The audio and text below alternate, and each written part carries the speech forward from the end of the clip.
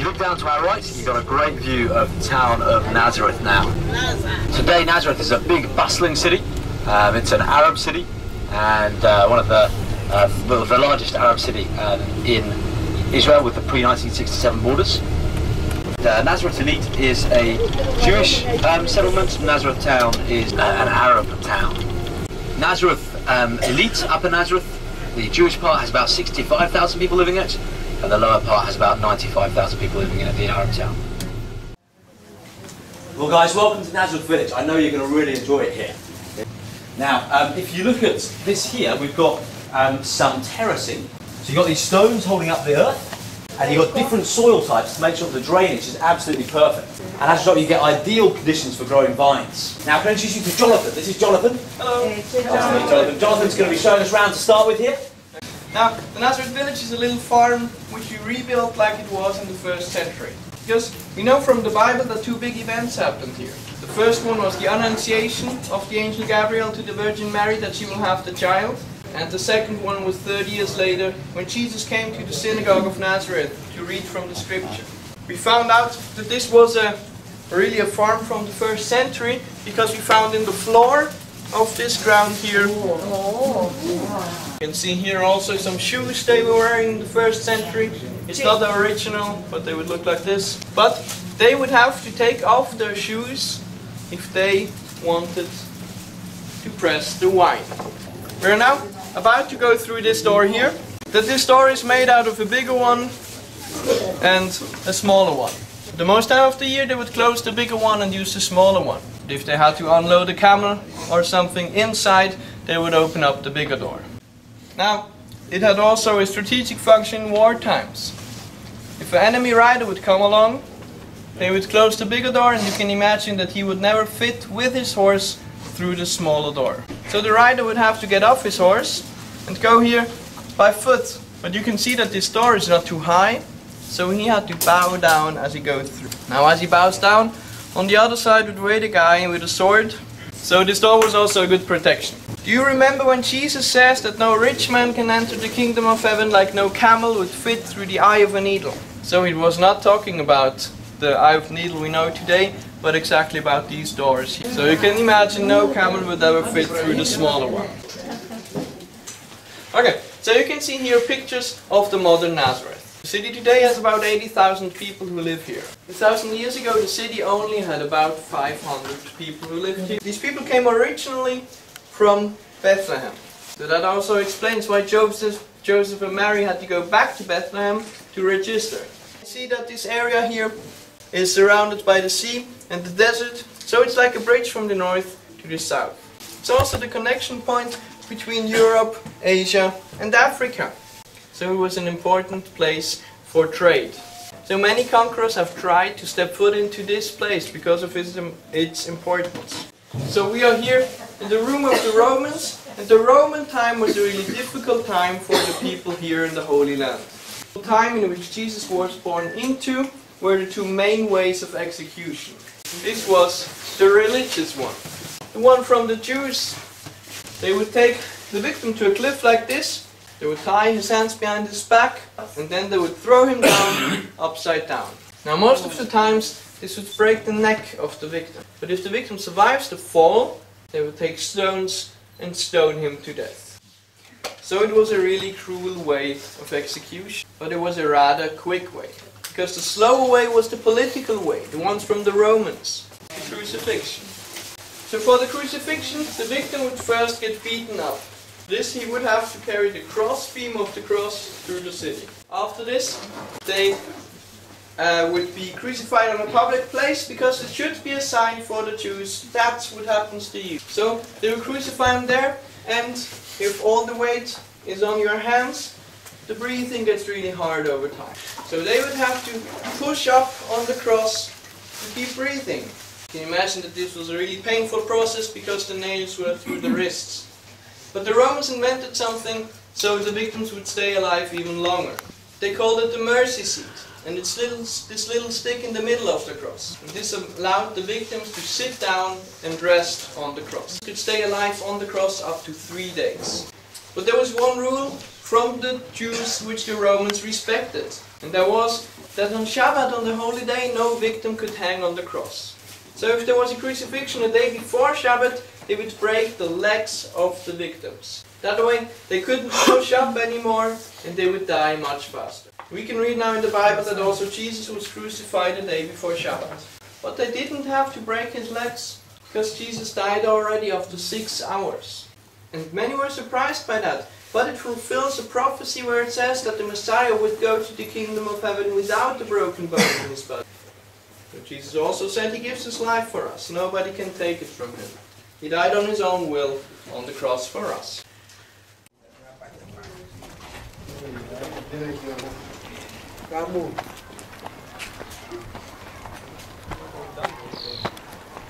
And look around you and see that there are many olive trees here.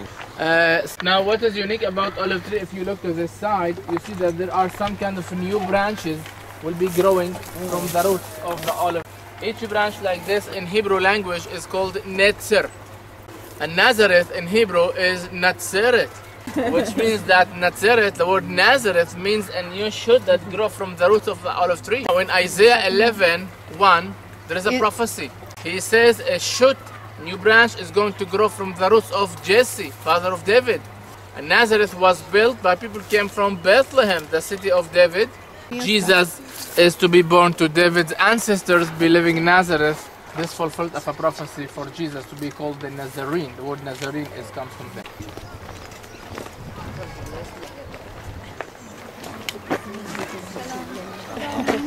Here you see our people here of the first century. This is how they dressed back then. They're coming from their fields, picking some herbs and weeds and some other things, but also from the sesame seeds.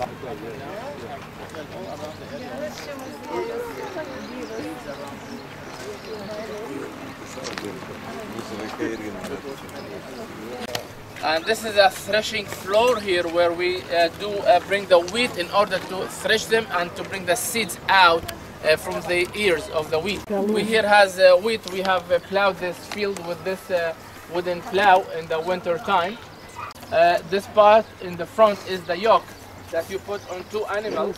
The farmer would hold this part of the plow and push this metal share into the ground. Jesus said once, "Who put his hand on the plow and look to the back is not good for the kingdom of God." Now in the summertime, we start to harvest the wheat and then bring them to this place here. Bring that wooden board, that it should be full of stones, as you see in the holes, and put this on top of the... A donkey will be attached to that board and he start to pull it around. The ears of the wheat underneath that board will be grinded like this, and all the seeds will be just coming out. Then they use this winnowing fork to separate the seeds out from the seeds, from the chaff, from the straw. Like this, all the seeds this way. The straw flies away by the wind and the seeds should fall on the ground. John the Baptist said in the end of the war, Jesus will come back to separate the people by this winnowing fork. So this is Simon, our shepherd. He's shepherding a small herd here of sheep, but also goats like this one. The goats are different from the sheep, not only in how they look like, but also on behaving. The goats are kind of troublemakers. They don't listen to the shepherd easily and they don't follow him.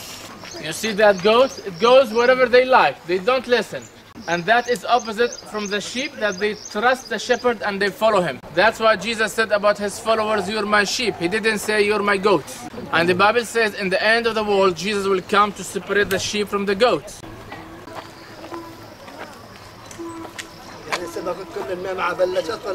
بعدنا بس بعد التحضيرات. This baby goat is about a month and a half old.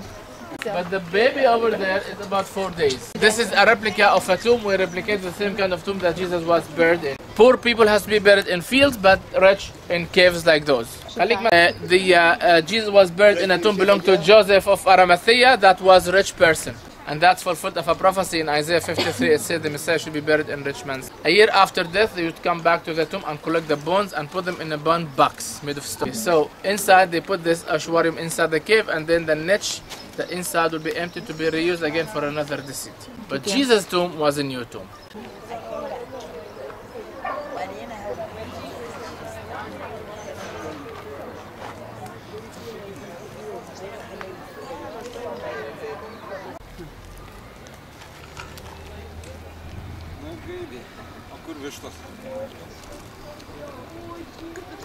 So picture big heaps of grapes here, and people dancing and singing. The grapes have been gathered in, and as they stamp on them, as they tread on them, the juice comes down through this channel here, fills up down here the grape juice. They do it barefoot to avoid crushing the pips.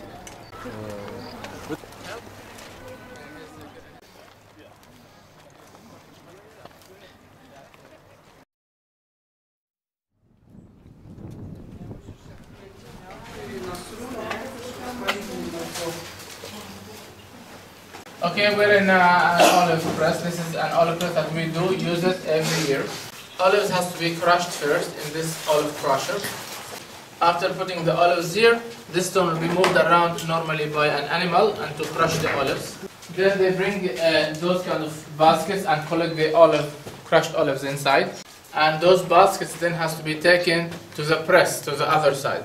Over there we have two presses that works the same way. Baskets that they fill over there with the crushed olives, they place them above the hole. 7 or 8 baskets above each other. And above all of them, this wooden press will be put down. Since right now it's lifted up by that rope, as you see. And over there is going to be sitting on the baskets. The weight of this press beam is going to be squeezing the olives in the basket. Then the drops of the oil will start to drop inside the hole down. And then they left these stones up in order to put more weight and more pressure. Each stone will be connected here with this kind of rope, and this is here, it's a kind of a pulley that they pull up using this kind of wooden handle. They stick this here and then this. Okay, 2 people will work here. This will put the weight of the stone here, which is about 500 kilograms, as extra weights on the baskets, and all the oil will be scooped out then from there. Now the same baskets will be pressed 3 times. The first time they don't use the press. They put only the baskets on top of each other. And only from the weight of the baskets on top of each other, all the oil that they get down, they collect it separately. And that is the best oil. And that oil will be taken to the temple. With this oil they can light the menorah of the temple. They anoint kings and prophets. Priests can use for themselves. Then they press the baskets second time. They use the press and the stones then. They still get good quality of oil and was used for their own food purposes. But then they press the baskets a 3rd time. Then they would get a dirty oil for lamps and for making soap. The last thing I want to tell you here is that the word Gethsemane in the Bible, Garden of Gethsemane, the word Gethsemane means olive press. Jesus was praying in the Garden of Gethsemane all night. When you read the story, you feel that Jesus was under a pressure, psychologically, a big pressure, until he even started to sweat blood. So you can imagine that he was pressed and squeezed just like olives. If you remember, he even prayed there, so he was pressed 3 presses, just like the same baskets also will be pressed. Doing all the tools that we need here, the plows and the yokes and everything, we do them ourselves. We use the same tools of the 1st century. He's using that kind of tool, plane, to make it smooth. They would have also a stone like this one for sanding, making the wood softer. The softer stone here was used for sharpening their tools. I think that, what do you think this is, this kind of, what is it? Drill. You're right, it's a drill. You can drill a hole. Hard work. Yeah.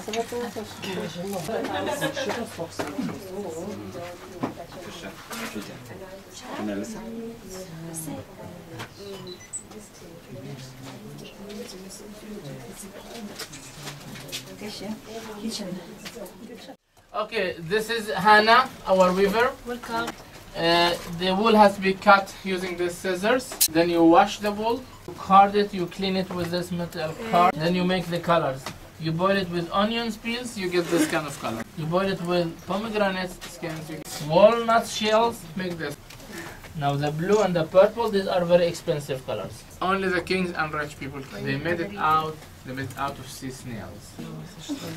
Then they have to do spinning, using the spindle to make the threads.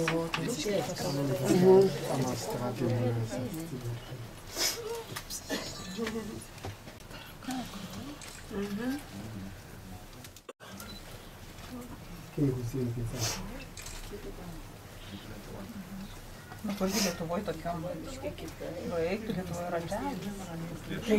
Būdavo šitas, nes močiutė tai turėjo tokį panašų biškį su tokia apsauga.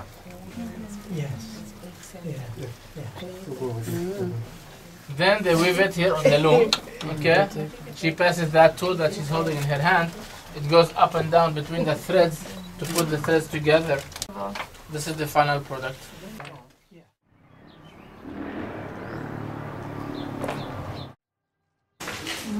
We're here in a replica of synagogue. This is how synagogue was like at Jesus' time.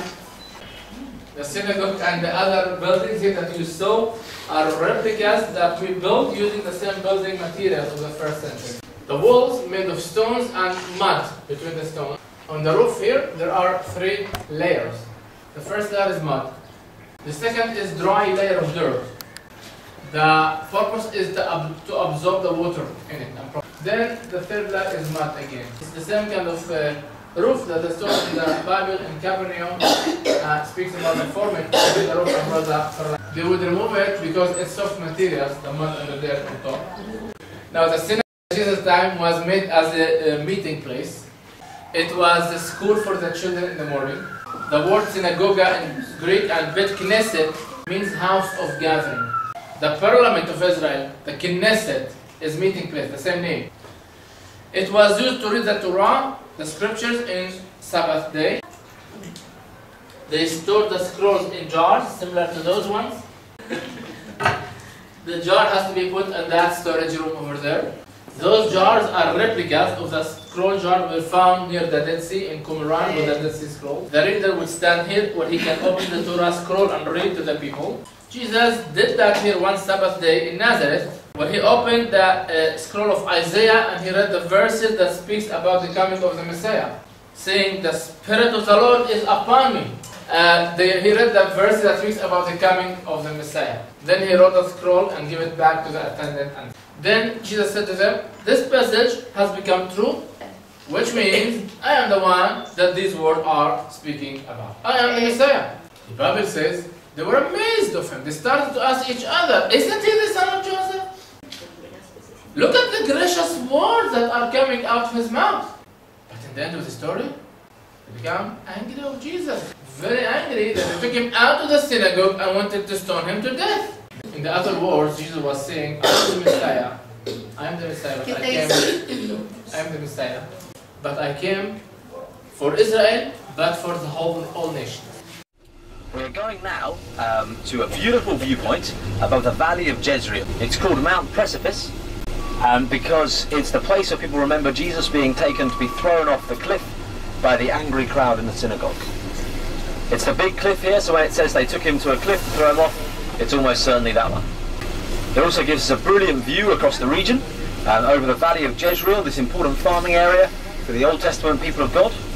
The valley which is also known as the Plains of Megiddo, or in Greek, the Plains of Armageddon, where we'll go and visit the fortress of Megiddo, the ancient city of Megiddo.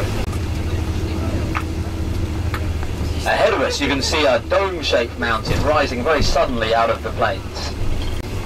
This is Mount Tabor. Mount Tabor turns up regularly in the Old Testament, particularly as a metaphor and a picture of fertility.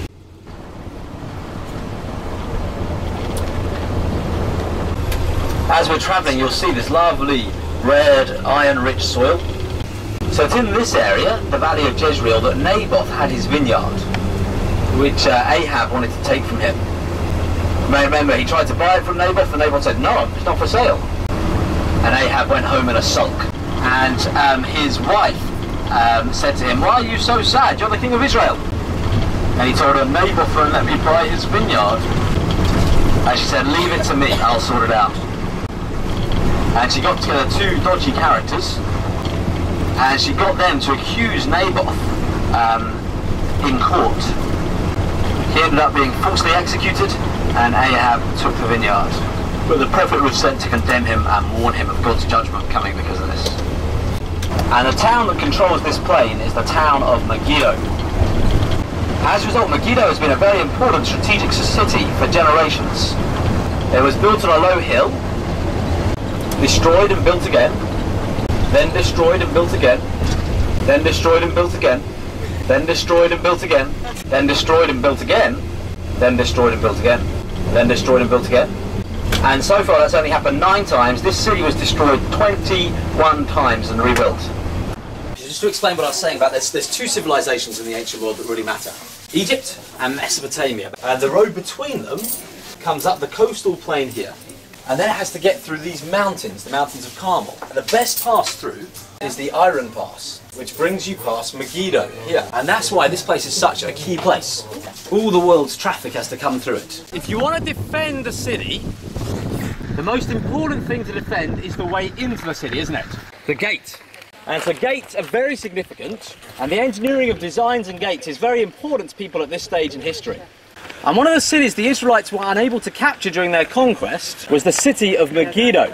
So this is the main gate, the bigger gate from the period of the Judges. This is the gate that the Israelites were unable to capture when they initially entered the land. And this gate can continue to defend it during the period of the Judges. Look at the big stones that have been used in it.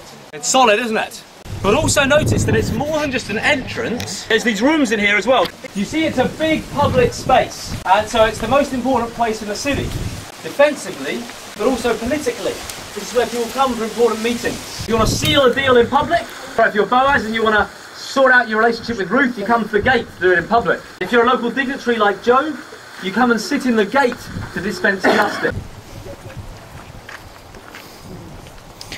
Now at some point, we're not quite sure when, the city fell into Israelite hands. Presumably during the reign of David, when David defeated everybody. And Solomon built up Megiddo to become a strong, well-defended city. The book of Kings tells us that he built up the foot defences of Megiddo, Gezer and Hatzor. Solomon built up, fortified, strengthened his kingdom. And these are the gates he built here. So this is Solomon's engineering. And it fits exactly what we find in the Bible. At the same time, the gates of Gezer, Hatzor and Megiddo were all built up. Now, why did Solomon particularly want to invest in Megiddo? Well, look around us. It's all flat plains, isn't it? And what's good on plains? Fighting, and fighting with? Chariots, thank you. Now, David didn't have the technology of horses and chariots. When his men caught horses, they hamstrung them so that they could still live and graze, but they couldn't be used as fighting machines. But Solomon developed an army built around horses and chariots.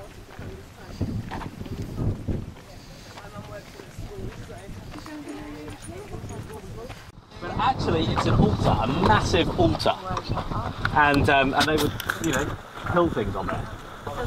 So, do you guys see the altar down there? So honestly, try and picture it. So you got an animal there with its head cut off, blood going everywhere. So, you know, children might have been sacrificed there. So this predates the time of Abraham by 600-700 years. So the technical archaeological term for this, well old.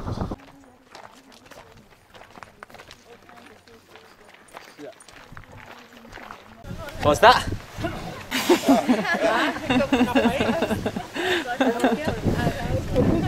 It's a 2,800-year-old repository for sauerkraut. That's not true. It's not true. Is a granary. A granary. Do you remember earlier we saw them threshing the wheat, getting rid of the chaff so they had the grain left? Well, then where do you store the grain once you've got it? This is from about 800 years BC. It's a granary from the time of Jeroboam II. So that's the time that Jonah was around. Jonah had a very successful ministry in this part of the world before God tried to send him to Nineveh. And Jonah probably visited Megiddo during that time, in which case he would have seen this granary. One of the guidebooks says that these can't be stables because horses wouldn't fit in here. I had a professional horse breeder with me who said actually, the sort of horses they had at the time, this would be a very generous space. These were pampered horses. This is where Solomon would keep his elite horses. So they had horses a bit smaller than kind of Shire horses and that sort of thing, more this sort of size. So you'd have them cross-tied here, and they could have their water and their feed in here. This original? This is original. Yeah. Not the horse. Not the upright. The horse original. Not horse. The horse is not original. No. Yes, it's a bit thin. I know. See right through Really it. need any eating. What do you think of when you think of Solomon? Wisdom. Wisdom. Thank you. Wives. Wives. Thank you. Wealth. Thank you very much. And part of that wealth was horses. He had vast numbers of horses. We're told thousands of horses, and he based lots of them up here at Megiddo. And actually became a horse dealer, importing horses from the north, selling them to the south. And because horses were the most important weapons of the day, that made him a very powerful man. When you come to the land that the Lord your God is giving you, and you possess it and dwell in it, and then say, I will set a king over me, like all the nations around me, you may indeed set a king over you, one the Lord your God will choose. One from among your brothers you shall set as a king over you. You may not put a foreigner over you who is not your brother. So Solomon does well so far. He is an Israelite. He's the descendant of David, one of those chosen by God. Verse 16. Only he must not acquire many horses for himself, or cause the people to return to Egypt in order to acquire many horses, since the Lord has said to you, you shall never return that way again. How does Solomon do on that one? Fail. And he shall not acquire many wives for himself, lest his heart turn away. Fail. Nor shall he acquire for himself excessive silver and gold. Fail. So three things Solomon's most famous for: horses, wives and wealth. He wasn't meant to have any of those. So he was very smart, but ultimately he was unwise. He was disobedient to God. And this stable reminds us of that. Okay, now we're going to go down a water shaft. But this is the same problem of water, of cities on top of a hill for defence, and water down the bottom of the hill. And here they built a huge hole down, and then a tunnel out to the spring. And as we see it, bear in mind this is amazing engineering, but it is 2,850 years old. It's from the period of Ahab.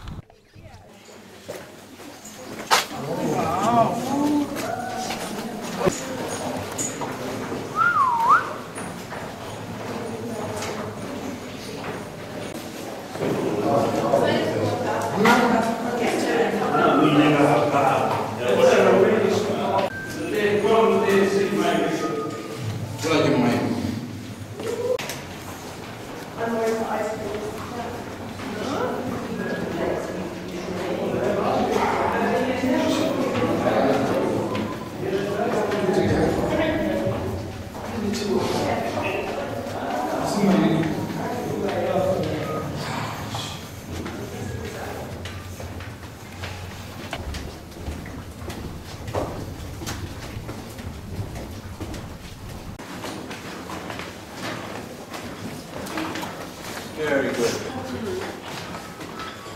Who have we got back there? Anybody?